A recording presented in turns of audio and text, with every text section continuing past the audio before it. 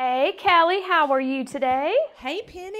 Glad to see you. I know. What you got going on today? Well, today at 1, I have some students coming in, and I think I've got to have a code is what I'm going to do. You're gonna be coded again Yeah, I'm today? going to be coded. Yeah, Didn't they code you yesterday? they did. But I'm back. But you're back. Yes. And isn't that the beauty of being a mannequin? Yes, I never die. You never die. No, I live forever. We all wish we had that eternal youth, right? Yes.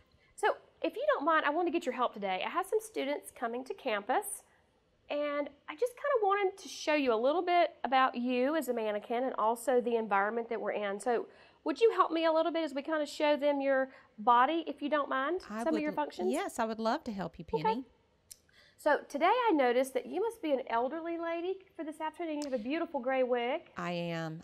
They've already got me set up and moulaged. Yeah, they've already got me ready. So everything's ready. Yes. So you must be about 65 today? I am. I am going to be 65. And today, yes, I have on the gray wig. Either I'm a little bit elderly or need a coloring job. But the beauty about me is I can change my hair color really quickly. So I can either be black, have black hair, but I love it when they put on my blonde wig. Yeah. Or you can take it off and then all of a sudden I become, a a young male. fella. Yeah, you're a young fella. Yeah, I'm pretty hot. Yeah. Love the eyebrows. I'm hot. Yeah, I need to go for my waxing job. Have a Friday appointment. So I also noticed that you're blinking. Yes. Your eyes are blinking. I do blink. And your pupils react. Yes. So I think they can actually use a pen light to see for constriction, dilation. Mm-hmm. Okay. One thing, I know you can be intubated and put on a ventilator. Yes, I can. I'm sure that will possibly happen this afternoon. Right. And your tongue swells. It does. And I do believe we have carotid pulses. Yeah, but those are so difficult to find. Oh, yeah. They are hard to find on you for some reason. But I do have those. But you have to feel really good and almost kind of... Not feeling well? Put your fingers through. There's a little there's opening a little area there. right here. We have to really get in there to put your feel fingers them. through that opening. Yeah, it's hard to feel. So I do think that you have a femoral pulse that's easier to feel. It's much easier, yes. So if you're looking for that central pulse, you might want to go for the femoral. Well, I fixed your wig. You look a little better. Yeah, make sure I look good. Got company coming. Great. Okay. So if you don't mind, I know you have shorts on today. I'm going to pull your gown and everything down and just show them kind of some of your functions. Is that okay? Yes, that's fine. I'm very used to this. So I want to take the whole blanket off and just put it aside for just a minute. All right. And I will pull your gown down just a little bit. So first I'm just going to tell them a little bit about some of your functions up here. One thing with our mannequin, with Kelly here, I know you're Kelly today, sometimes you're Kyle. We never know what you are. Never know. Never know. We have the pulse oximeter already on your finger. So this connects to the right side of your body when we want it to work. You have a blood pressure cuff. We can actually check your blood pressure. Yes. So on your chest, there's quite a few things. You can listen to heart sounds, breath sounds. You can also listen to bowel sounds. And I know they're difficult to hear sometimes. Yes, I'm a mechanic, so you have to listen above the mechanics of me. Okay. And I've noticed when there's an ESP nurse in here, whatever the students find, if it's not correct, then usually the ESP nurse will confirm that or tell them what she had heard earlier. Okay. So if they hear wheezes, she can say, yes, you hear wheezing, or really you hear rales and rhonchi. Right. So forth. Okay. Yes. So a couple things on your chest as well. I know the speakers for those are up here. They're also to the side. So sometimes I know it's hard when you're trying to listen to breath sounds and heart sounds in the exact area, that speaker's not always at that area. So.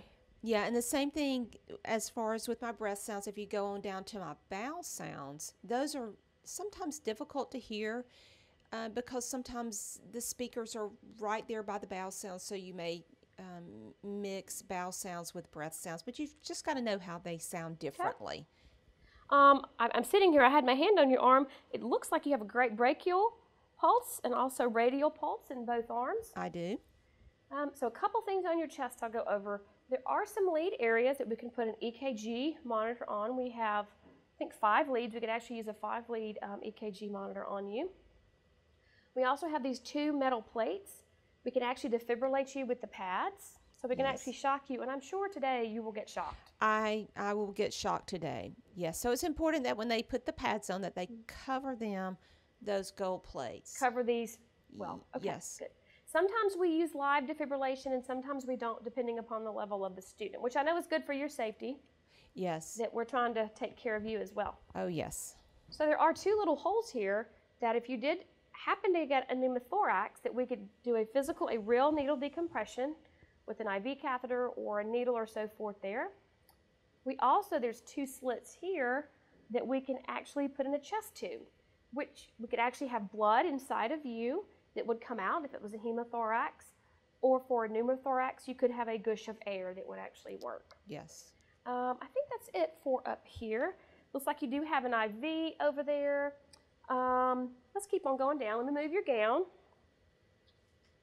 So I do know, and I'm going to be very careful to be modest and protect you here. Thank you so much. I'm not sure what I am today. Am I a male or a female? Let me check.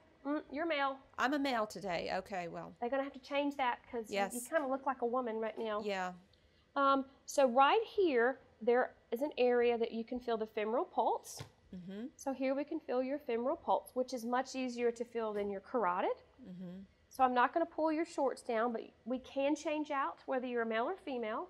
We can actually put a Foley catheter in, Yes. or we can actually put in the catheter and then moulage and have yellow urine, tea-colored urine, or cola-colored urine, whatever we need, or blood-tinged urine. Yes. So we can moulage that as well. So coming on down, you do have popliteal pulses. You just got some big, strong legs. You must work out. I do. Every night. Every night. That's what you do. Yes. When I leave the lab every day. Oh, yes, we work out. You and work play out. poker, too. And play poker. Yeah. Did you win? I did. Good. We always like it when you win. All right, so their legs. So on your legs, how do they show edema on your legs, Kelly? What they do most of the time is they will label my legs like 3+ pitting edema. So they'll have each leg labeled with that. Okay. Other times it might just be that we always tell the students to think out loud as they're assessing me. Okay. So if they say that they're assessing for edema, then the ESP nurse can say, yes, you are finding some edema. Because even though I like to be real, I really am a plastic mannequin. So sometimes those things are hard to moulage. Yeah. And so that's where that fiction contract is, that they have to meet us halfway to, to kind of play into our realism. Yes. So we do have pedal pulses. And you're so big and strong, I do know that you are heavy. Yes. Very heavy. I'm very heavy. So sometimes I know students do have to turn you, like today, they're going to put a backboard underneath They will. you, right? Mm-hmm. So they put a backboard, they'll have to turn you, and you're very heavy. So we really want to be careful because I know you've had a few broken arms. I have had a few broken arms, and so we always try to tell students, please be careful when you lower the bed rails, because I know you need to lower them, especially to do chest compressions and lower the bed. I know you need to do all that, but please be really careful. Just like if you were coding a real patient, you would be careful with any limbs. Maybe today we won't get a broken arm. I hope not. So It's expensive. It is expensive, and we've replaced it a few times. So on your back, I know people want to listen to breath sounds on the back. Mm-hmm. So we can physically lift you up with help if they want to listen to breath sounds on the back. Mm-hmm. Or the ESP nurse may interject saying the posterior breath sounds are bilateral and they're clear. Yes. Okay. So that will help because you are kind of heavy and sometimes there's not a lot of people in the room. Yes. Okay. So anything else with your function, Kelly? Oh, we can put down an NG tube.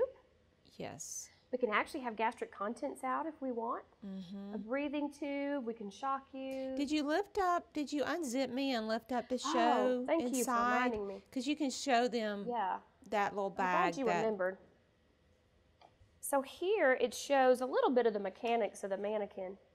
There's the battery. We have to make sure your battery's charged. Every day. Because you are wireless. I am wireless. So we can actually put you on the floor in the hall and run you from a laptop, down the hallway. It's a really so neat that's a good thing. thing. And your microphone is in here as well. Yes. I'm hoping I can get you back together.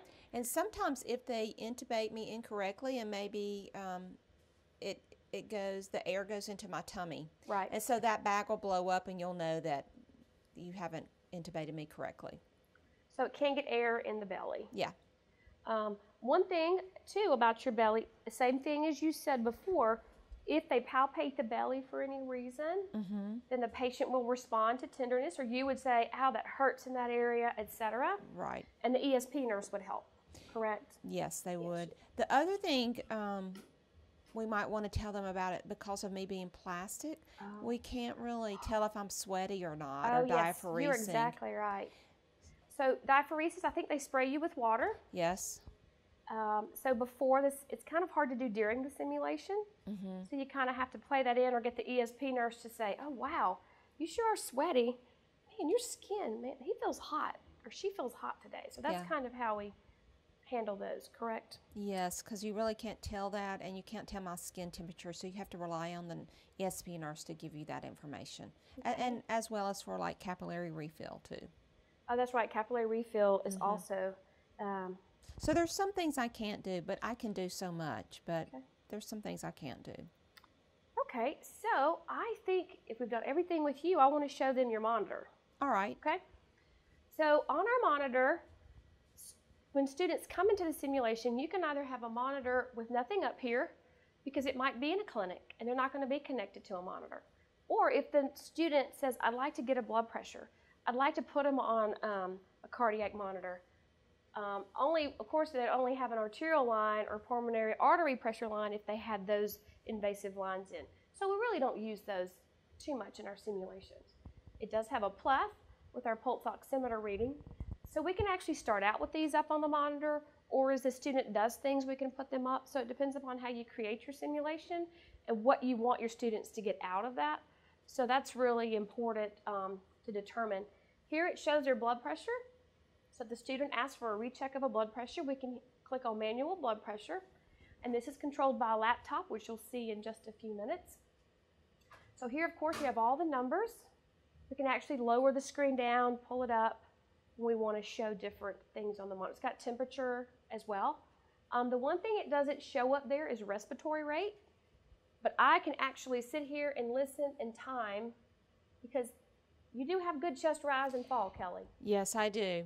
So as the chest rises and falls, I can actually calculate the respiratory rate on you. So. Yeah, same thing with the pulse. Yeah, the pulse and the respiratory rate, that's something students can get without it being up on the monitor.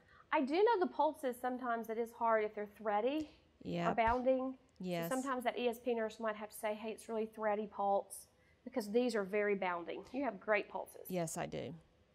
Okay, so I think that's it for the monitor. So I think I'm just going to start showing some things around the room, okay? All right. All right.